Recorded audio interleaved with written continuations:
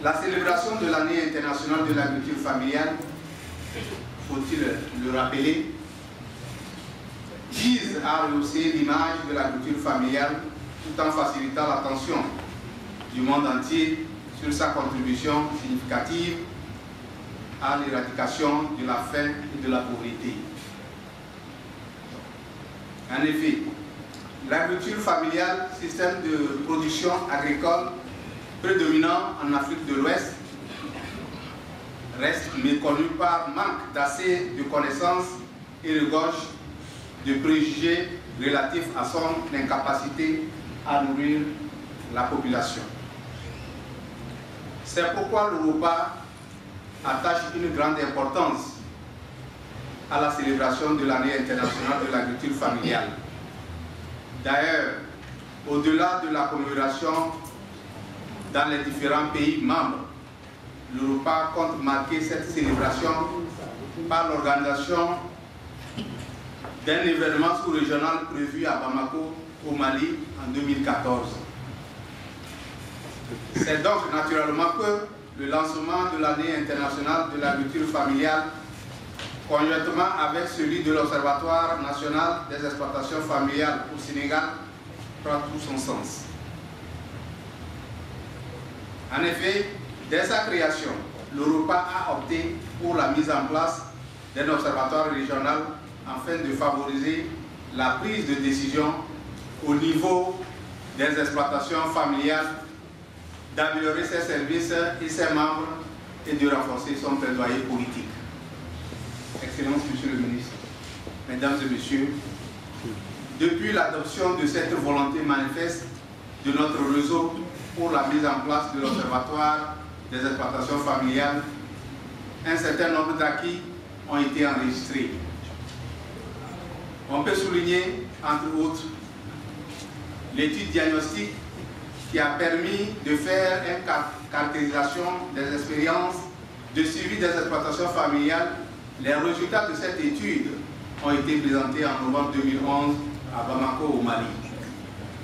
Un atelier méthodologique organisé en décembre 2012 à Accra, au Ghana, qui a permis de définir l'approche méthodologique et institutionnelle de mise en œuvre de l'observatoire.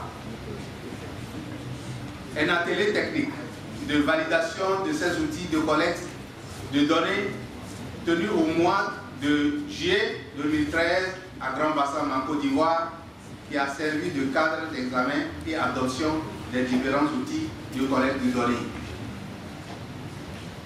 9 plateformes nationales ont dès lors été identifiées par le Conseil d'administration d'Europa pour l'opérationnalisation des observatoires nationaux sur les exploitations familiales, dont le Conseil national de concertation et de coopération des ruraux, CNCR. La présente cérémonie de lancement officiel de l'année internationale de l'agriculture familiale qui nous réunit aujourd'hui sera mise à profit pour poser les premiers jalons de sa célébration par le démarrage officiel des activités de l'Observatoire national des exploitations familiales au Sénégal. En rappel, l'Observatoire des exploitations familiales est un outil d'aide à la décision qui produira des connaissances sur les exploitations familiales permettant, entre autres, la facilitation du dialogue politique, le suivi conseil des exploitations familiales, le suivi des services développés aux exploitations familiales, pour ne citer que cela. C'est dire donc que allons disposer dorénavant de données pour la construction d'argumentaires solides et de propositions crédibles de plaidoyer afin de remettre l'agriculture familiale au centre des politiques publiques.